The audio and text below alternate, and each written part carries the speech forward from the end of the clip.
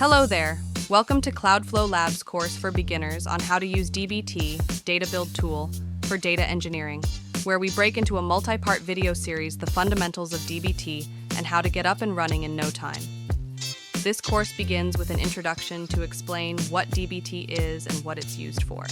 In Part 1, we will set up your local development environment on your local machine.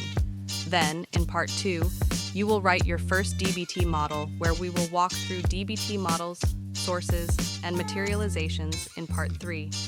In Part 4, we will add some basic testing and docs to your DBT project, followed by a quick stop of Jinja models in Part 5.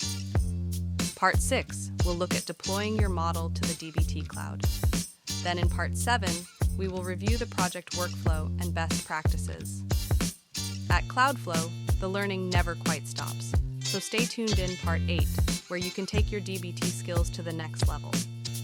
But first, don't forget to hit subscribe and hit the bell notification to notify you of more data engineering content uploads.